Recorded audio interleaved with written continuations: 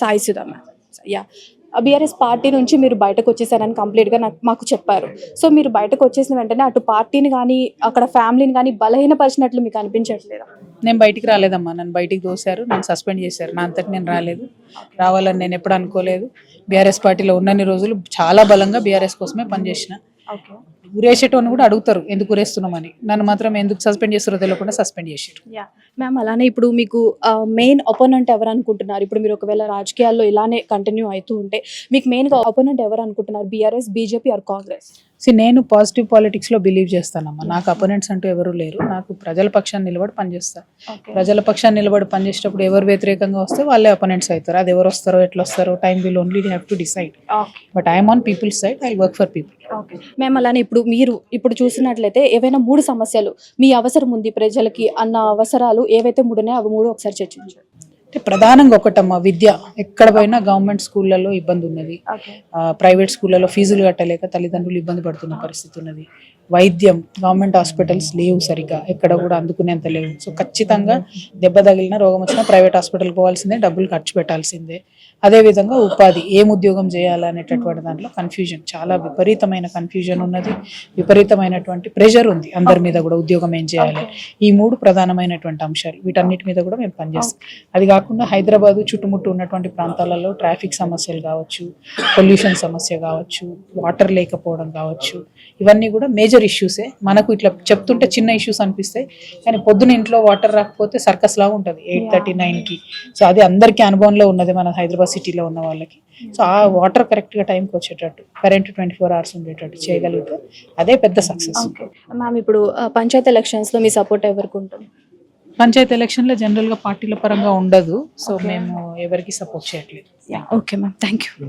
Particularly education, government school అనేది లేదు ఎక్కడ కూడా. ఒక్కటంటే ఒక గవర్నమెంట్ స్కూల్ కూడా లేదు.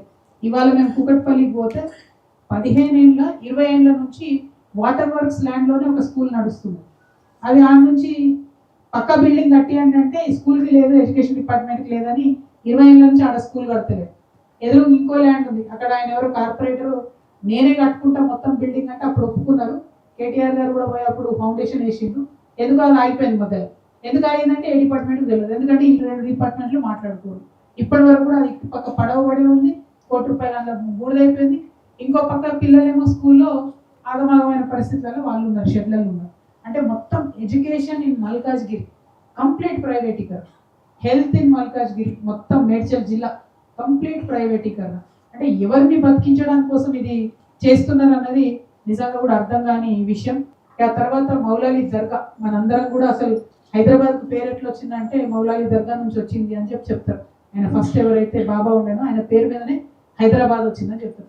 అటువంటి దర్గాలో మొత్తం ఇట్లా చెత్తూడి కింద పడుతున్నది. దానికి కూడా వక్ఫ్ బోర్డ్ చైర్మన్ గారికి మేము మాట్లాడినాం, దయచేసి వచ్చి తొందరగా రిపేర్ చేయండి అని. తొందరలోనే ఊర్సు కూడా ఉన్నదని చెప్పి మరి చైర్మన్ గారు ఇవాళ రేపు వెళ్ళి విజిట్ చేసి చేయాలి. అక్కడ చాలా సమస్యలు ఉన్నాయి, ఖచ్చితంగా మౌలాలి దర్గాకు సంబంధించి టేకప్ చేయాలని చెప్పి వక్ఫ్ బోర్డ్ చైర్మన్ గారిని మేము డిమాండ్ చేస్తా ఉన్నాం. ఆ మేడ్చల్ మల్కాజ్గిరిలో రేవంత్ రెడ్డి గారు కూడా ఎంపీగా ఉన్నప్పుడు దమ్మాయి కూడా అని ఒక ఏరియా ఉంటుంది, పెద్ద ఎత్తున నాలా పోతుంటుంది. అడిగి ఆ నాలా దగ్గరికి పోయి చూసి రేవంత్ రెడ్డి గారు ఏమంటారంటే ఈ నాలాలో పందులు గొర్రెలనియకుండా చూసుకుంటాం మేము అని చెప్పి ఆయన ఎంపీ ఉన్నప్పుడే కొబ్బరికాయ కొట్టి నాలా పనులు అయిపోయినాయి స్టార్ట్ చేసేసినాం అని చెప్పేసి వచ్చేసారు. కానీ ఇంతవరకు కూడా ఆ నాలా పనులు మొదలు పెట్టలేదు. నేనైతే ఒక్కటే డిమాండ్ చేస్తా ఉన్నా, ఆ నాలా పనులన్నా ప్రారంభించాలి, లేకపోతే రేవంత్ రెడ్డి గారు పోయి ఆ నాలా పక్కన ఉండాలి కొన్ని రోజులు.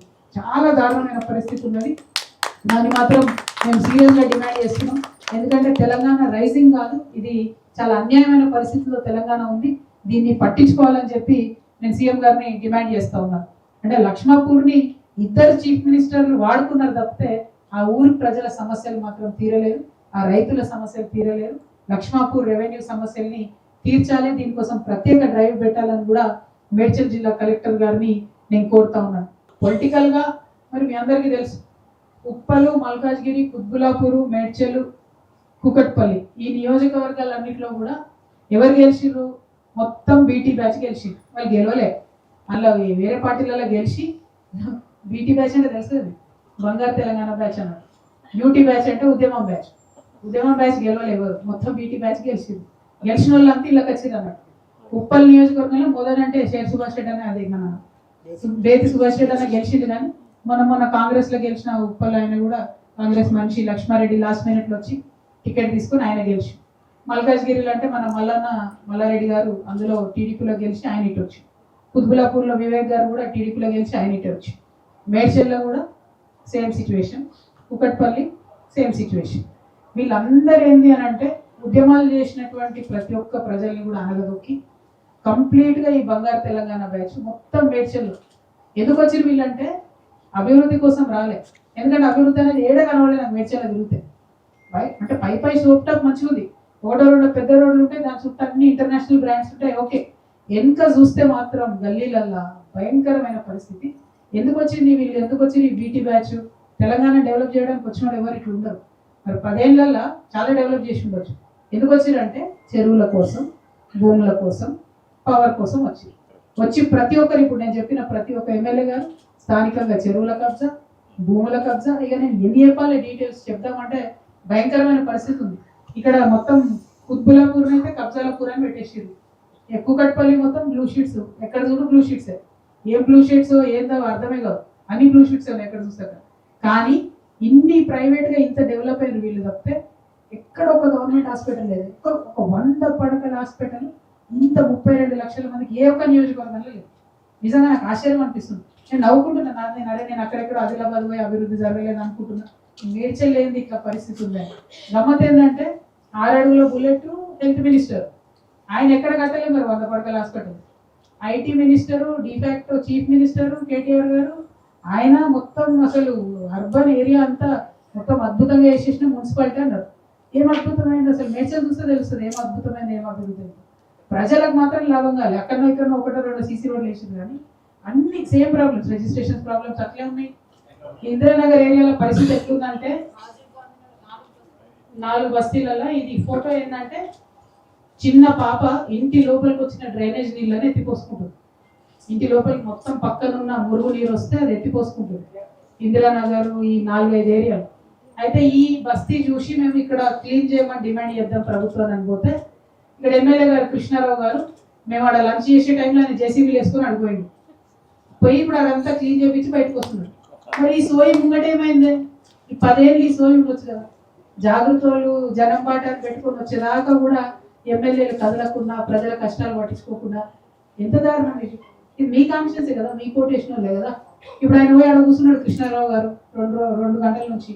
ఆయన కబ్జాలు చేసుడు బంద్ చేసి అప్పుడప్పుడు జనాన్ని చూస్తేనేమో మన ప్రజల కష్టాలు అర్థమవుతాయి.